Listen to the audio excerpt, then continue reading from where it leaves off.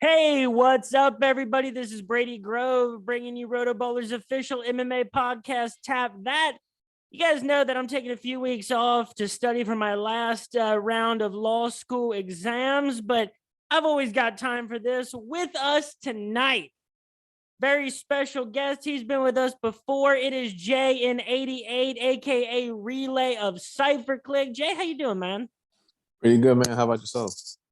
And I'm doing pretty good, like I said, just getting ready for the last semester of law school that I'm doing, but whatever. So big times for me, but big times for you and Cypher Click as well. So you guys just released your new EP, Super Chill Shit.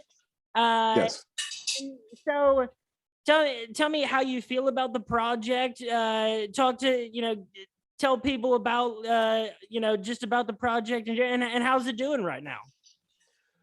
The project is pretty much just 5 songs we did over the course of like 6-7 months. One of the songs we did last year is with the song with Mickey Fax. We did that with him last year, so we just put that on the project too. But this EP is just basically summer vibes, summer songs you can pretty much drive and ride to. It's a real chill type of EP compared to our other ones. So it's our best work in our opinion. No, I completely agree. And folks, you can check out the whole EP in 15 minutes. I've already given it about 3 listens myself. Thank you. I agree. I think it is some of your guys' best work, your best work easily. And the thing about it is that, we talked before about what I think you guys do really well. I think that you are very stylistically diverse and dynamic. You're able to hit a lot of different feels. And I think that is very poignant across each of the 5 tracks on this project. Yes, I agree. I definitely agree. Because we have our all specialties, not specialties, but we're all like gifted in a different way. Mike, he has the melodies with the chorus. My brother, he raps and he produced the whole project. Every beat on there he produced, and I do basically the wittiness and everything. So it all comes together, meshes pretty well. So we've been doing that, and feedback's been pretty positive. Yeah, and you shared on Twitter that it had actually been charting well on Apple Music, and why do you think that is, as compared maybe to why do you think it's experiencing this kind of success as opposed to maybe some prior projects? We have like a pretty solid fan base that supports us. We like pretty much been getting that fan base constructed over the past 3-4 years. This is our first EP since 2020 that we released on iTunes. So we're getting that charting position back because our EP Things Went Left. That's actually our highest. That charted at 16 and debuted at 16 on the charts. And our debut one we did in 2018, Vintage 07, that actually debuted because we had a PR that debuted at number 10, but we didn't see it by the time we woke up. It was like at number, I think 20 or something like that, but our PR said it was like at number 10 at one point. So we're slowly getting back on the ranking as we release more projects. And so also, one thing that I love especially about this EP, Super Chill Shit, and Things Went Left is the album artwork. I think is really unique, and I think it does a really good job of portraying the kind of feel that you will get from the music in the album cover artwork. Who does the artwork for the album covers? Sometimes my brother does it. Sometimes we get it outsourced from different like artists that we find online and we like it. We just like cut a deal and we just get the artwork, get permission to use the artwork and merch and everything like that. So it's a combination with my brother, and we just go outsource it also. I mean, I think they really hit the nail on the head with this one. I think it's exact, like on the artwork for the album cover, it's the exact time of day and the exact color of the sky that I imagine everything is when I'm listening to this. Yep, that's picture perfect. Yep, I agree, 100%. So I actually should have asked you this before we started recording, but my favorite track on the project is Road Games. Do you mind if I play a short clip of Road Games? Sure. I'ma shut it down, yeah, cause we running now. See me out west in my best, I'ma shut it down. down. Yo, Yeah, let's I'ma get shut it down. it. Known as a cool dude, and I'm genuine, you dig? My crew is the same way, all my gentlemen legit. Bagging women at will, we like them feminine and fit. We call them. Ooh, I really, that is the song that I think portrays the vibes of the entire project the best. But you know, Factory with Mickey Fax, the one track on the EP that has a fit now. So is that like something that you guys thought a lot about, or is it just how it came together that you only ended up having one feature on the EP, and it was Mickey Fax, a guy that you guys have a close association with? The Mickey Fax song was just a Lucy because we were going to release a project in 2021, but we decided just to scrap that. We decided just to like go ahead and record as much music as possible because we're actually putting out another EP by the middle of the summer. It's called Free Cable, so that's the first one to know about it. It's called Free Cable. It's coming out middle of the summer, and we just started making a whole bunch of tracks, getting a whole bunch of people as we could, and we actually released Factory. It's just like a sample song. We decided just to throw it on the EP also, since it's already gaining traction. So, what would you say about this particular EP? What are you the most proud of about this particular project? And not necessarily as opposed to past projects, but what do you think about this one that you can really hang your hat on? The production, I'll say the production, it fits the mood. Like the mood is set. Like it doesn't tangent off into anything else.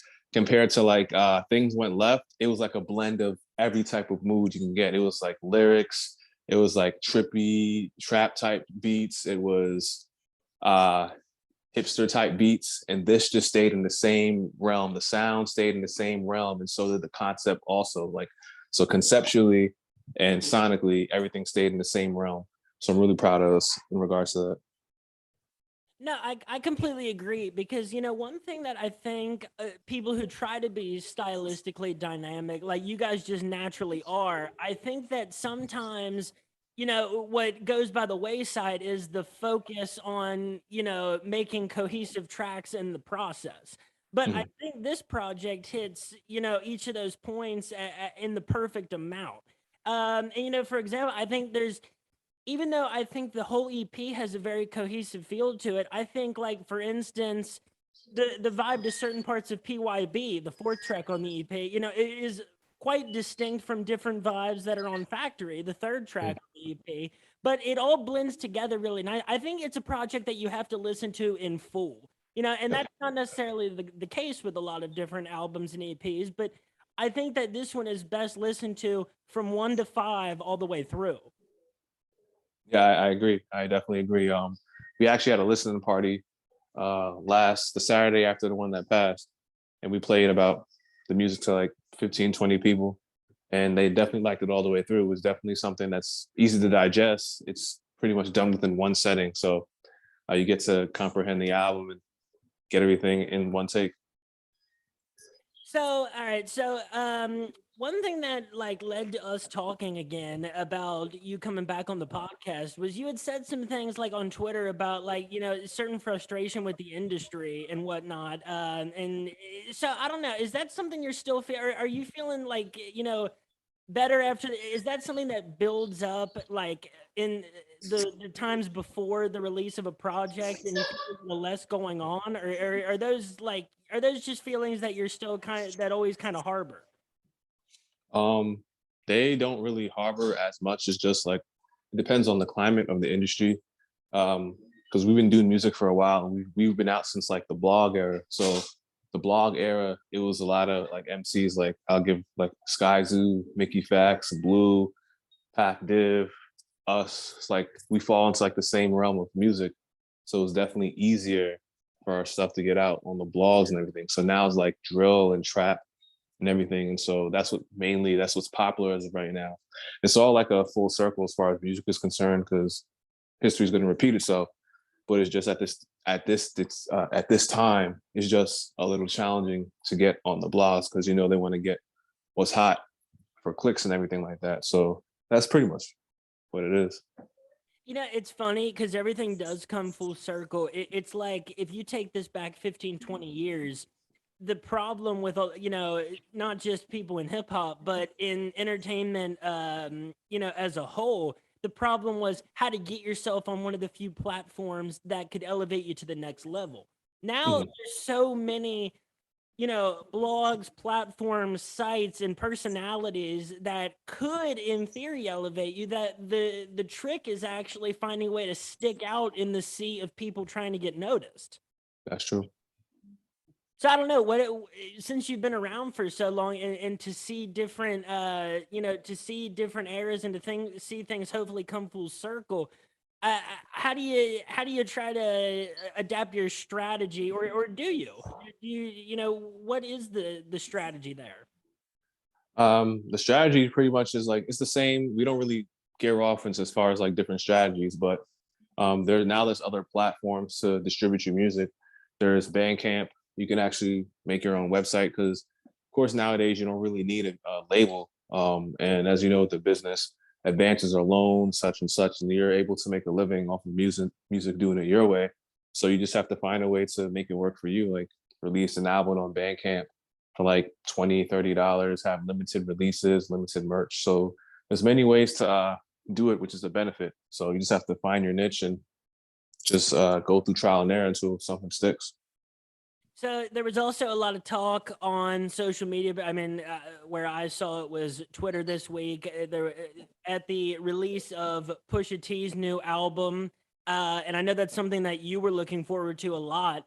Yeah. And the thing is, when an album like that is released, and I see a bunch of people talking about it, I always try to refrain from giving the first listen, at least for a little bit of time, because I don't want anything that I'm seeing to influence how I hear it either way. That's true. Because the first thing you see when you go on Twitter is either everybody who loves it or you see all the people that hate it.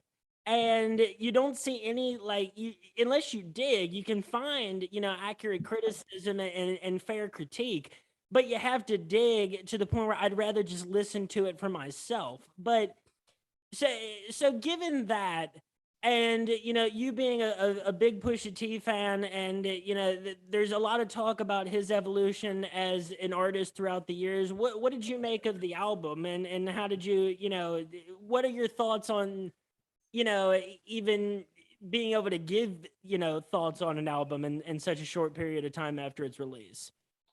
I listened to the album about 3-4 times before I did like a review on it.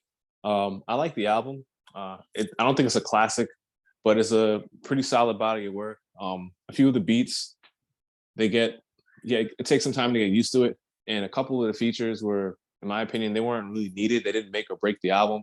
But of course, Pusha T delivered lyrically as he usually does. He tried different flow patterns. There's one song on there I like called "Dreaming of the Past." It's the best song on there, is my opinion. As far as the instrumentation, the hook, the subject matter. So him stepping into that realm as far as songwriting was very refreshing, and I hope he does more of that. So he's trying new things out, and it worked. I think that he's always, especially the last two, or maybe the last two or three. I think he's been really good at being opportunistic with the album cover artwork. Again, I mean the whole, the whole Whitney Houston thing, that was a controversy, but it drew a lot of attention to the product. Is the That's thing. true. And so I don't know. He has, he always tries a little bit of something. Not necessarily always in the same category whenever a new album comes out, but that's, you mentioned, some unnecessary features. And this is where his affiliation with Good Music for such a long time has kind of been weird. Is, he, besides him and besides Kanye, and he's really been the only thing about Good Music that has been consistently working, through a period of time. And, I don't know, does it make you wonder, what, either, about that label in general, or what he would be like if he was, somewhere else, or would we not even be talking about it? Yeah, I do feel he was the flagship artist for the label. You can tell by I know a certain period of time Kanye West was producing like all their music, and he did the best production on Pusha T's album and Tiana Taylor's, and the rest, it seemed like he didn't put his all in. So I think he just really trusted, or he really likes or favors Pusha T out of his whole roster. And eventually, I think recently Pusha T, he left Good Music. He got all the rights to his music. So I think after this album was just dropped, he's now a free agent. So I don't know if he's gonna go work on his own imprint or resign. So we'll have to see. Well, I think that it also just makes it easier for him logistically to do, whatever he wants moving forward. Because I remember when Kanye was visiting the White House and all that crazy business that was in the news, it was like, Mhm. Pusha T felt like there was some sort of wall between him and Kanye. Like, not where it was like he couldn't talk to Kanye about other things that were going on with Kanye because Kanye was the major force working on his album at the time, and he didn't want to Yeah, disrupt that. I remember that too. Yeah, it's interesting, and I think that one big criticism of Good Music over that period of time is that they lost out on the windows of opportunity to capture the hype of a lot of their young artists, particularly Designer, who's been pretty vocal about that since that happened. Yeah, they had Designer and they dropped the ball with him. I'm surprised. He just had that he had about 2, 3 songs. I didn't even know that he released like a project or if he did. So yeah, that's one opportunity that went to waste. And and that's a nice segue to the bars that Drake recently put out on the Jack Harlow track. Because a lot of the criticism about Kanye and Good Music has been that they don't necessarily, over that period of time, didn't yield to the success of some of their more younger artists when they could have. And that was something Drake was really vocal about in Duppy Freestyle, which we talked. We had that conversation on Twitter where I Yeah. said, my hot take that I always throw in is that I think that's actually the better written diss track of their but that might be a conversation for another time. But Drake with his all I'm hearing is plug talk coming from Middleman bar that he just dropped. Is that is a revitalization of that battle between them something you would like to see? Because I would certainly be excited to hear it after all the talk that Drake apparently had recorded a really, really good response to Story of Adidon. Yeah. Drake has said he's alluded to this multiple times that he still has to get his shot back with the Pusha T with Story of Adidon. So he still is going to reply. So he's doing it subtly, which I actually thought the drama was over when he posted a Pusha T bar on his caption with his son, and he thought it was over. I think Pusha T actually thought it was over too. Like, all right, well, he did this, so I guess there's no more to talk about. But he does the Jack Harlow song. Then Pusha T has the lyric on "Just So You Remember." Millionaires was made out of middlemen. The hole in the attic was not from a ceiling fan. So it seems like it's gonna continue. If it does, if Drake goes and Pusha T, so it might continue. Who knows? Or it might just stay the way it is. It's just funny because it seems like in those situations it's always Jay Prince that either stops it or he said Drake had recorded a great response, but I told him not to, and it's like, come on, man, I really Yeah. I really wanted to hear that. Why is Jay Prince always getting in the middle? I Yeah. can't understand. But I'd really like to hear the response. And I guess I'll mention it now that I still stand by Duppy Freestyle. I just I think it was a really well written track. And not to say, I mean, Story of Adidon is a top 10 diss track of all time, bar no argument. True. And it's hard though because some of that is leaked information, and it's a secret that was revealed in there, which is brilliant. And Drake himself said that it was brilliant too, but it's not the same to me. It's not as cool to me that it's just some information that he happened to learn that I gotta be honest, I really don't care. Yeah. I know what you mean. Drake has a secret kid. I'd be shocked if he didn't, honestly. So, it's not as cool to me as, Drake, deciding to bring out the pen in a major way like he does on occasion. And I think W Freestyle is really going to be slept on when we look back in history. Yeah, I think so too. He had some clever lines on there. When I first heard it, I remember I was in Washington D.C. actually shooting a video, and it came out, and we were just all listening to it in the car. So it was a good time. So another thing that I saw that you said on Twitter a few days ago was about how it was possible that battle rap was going to be turning into like a WWE thing with people holding belts, and you know, it's really similar to what a lot of the criticism of is of the UFC at the moment. Is Mhm. you know, a lot of people squatting on their spot in the rankings, waiting for big money fights, essentially, and to draw another parallel between battle rap and you know, all types of combat sports. There's another one there. When there's money in big matchups and holding it for that reason. And you know, it seemed like the problem back in it seemed like back in the day the problem was that, or the criticism was that the you know, the king of the dot chain, for instance, was kind of devalued because it was getting passed around so much and nobody was able to defend it for a really long time. And then, you know, of all people, it was Poe Rich that finally ended up defending it a couple of times. Yeah. But you know, we had discussed, you know, some of the problems on the last episode we did about the replay value and how, you know, bars aren't as specific anymore. So they're really like higher quality bars as far as just, you know, hip hop value is concerned, but it kills the replay value. So Mhm. in the sake of talking about how things come full circle, what do you think is, you know, the ultimately the solution to that and how it gets worked out? Or what do you think is the next thing it goes to where it hops away from this, but then we have another problem with it? I just think as of right now with battle rap, there's a lot of politics. I hate the fact that certain battlers can't go to certain leagues. For example, Av versus Big K. This battle was supposed to happen 3, 4 years ago, but Av, as we learned, is under contract. Big K is not under contract. And that battle, I guess Av can't go to RB to do the battle, and Big K, he doesn't have like the most positive relationship with URL, so you can't see that battle. A lot of matchups are not happening due to like leagues and waiting for payouts. For example, another example, Hitman versus Geechee Gotti. The battle's locked in, but then we learn it's not locked in. Norb said on his podcast that it's not locked in. URL's trying to break the bank so RBE doesn't get it. So there's a lot of politics about money grabs and everything like that. So unfortunately, it's turned into like a how much money can I get for this battle?